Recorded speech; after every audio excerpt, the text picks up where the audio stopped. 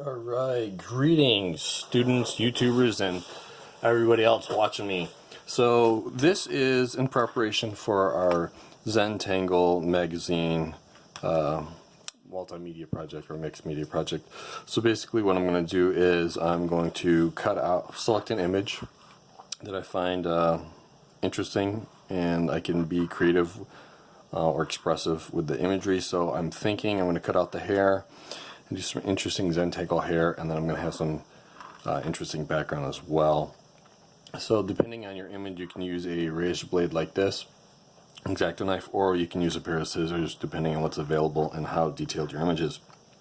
So I'm going to stop talking here and just cut this out and then speed up the film, and then we'll come back and talk about the next step.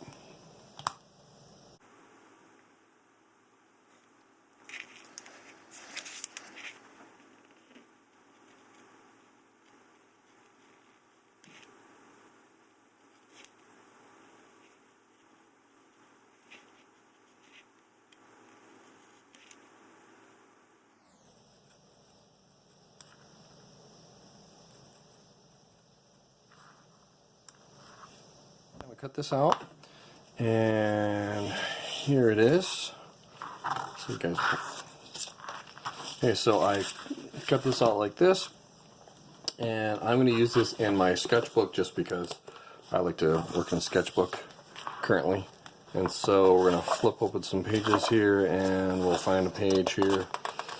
And then in class, you guys, or at home, you guys will probably have your own paper, size that I'll give you at that time. And you put it wherever you think. Usually putting it out in here is no good unless you're going to draw out the body. So you could put it wherever, and if let's say you could put it here and make the hair go this way, or you have two faces, one on this side and one on this side, and they're looking at each other, you could do that. What I'm going to do is I'm going to put this down here at the bottom, and I'm going to glue this in here and then have the hair come out and do whatever. So I think this is going to look really neat like this. So I forgot to tell you last time, don't forget to use a cutting mat. Stay tuned. Students, we're back again here. I did a few things differently than I had planned on. Instead, I'm going to walk you through a little bit of a thought process. So basically, I positioned my image, and then I grabbed simple glue stick, and then I put some heavy weight on it for, I don't know, maybe an hour or so. Probably didn't need it, but I got busy. And then I tried to figure out what kind of hair I wanted, so I googled cartoon hair. I thought about just doing some simple hair like he had originally, like some of this, but more of a cartoonish version. I didn't really like that, so I ended up going with these pointy areas. Thinking ahead of time, I'm trying to figure out how I'm going to put Zentangles in there. So I kind of try to plan out how they're segmented. And so that's how that started. I had to draw a couple different things, so I drew really lightly with my pencil, and then I erased, and then made them a little darker. I like them. So that's what I did there. You want to make sure your hair is not too small. I've seen a lot of students last year and in the past, they'll draw the hair very small, so it'll be lower, or they draw these areas very thin.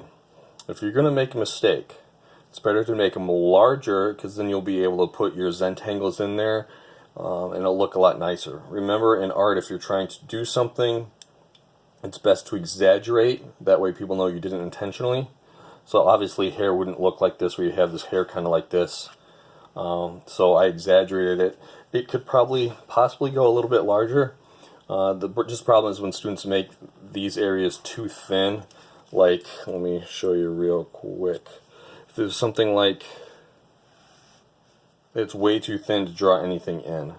Okay, even, see, that's not too bad. I'd probably go a little bit thicker, but on the smaller parts of the hair I did that because I was trying to give some of that depth. One way to make depth is have something overlap, so that's why I had the little ends on the side there.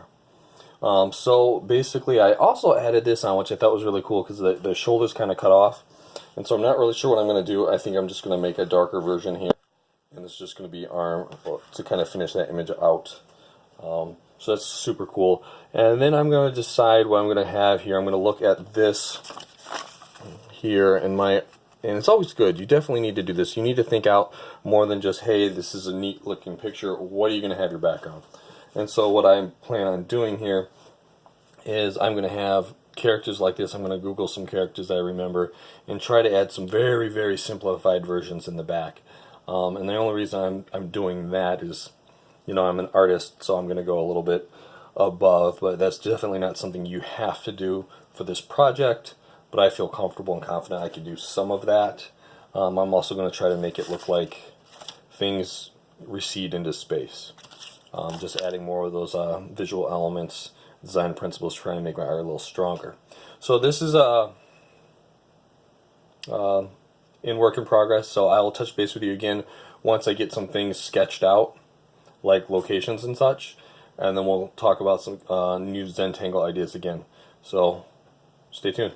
Thanks. Finished the sketch, and I wanted to record this, and I didn't want to go down to the studio, so hopefully this isn't too rocky. Basically, is I'll zoom in here with my body here, and I kind of try to make some rolling hills in the background, and then I added some clouds and this big sun shape behind the character. So my next step, after I have the big sections made, I'm going to divide those into smaller sections. So we'll come back in a little bit and see what it looks like then.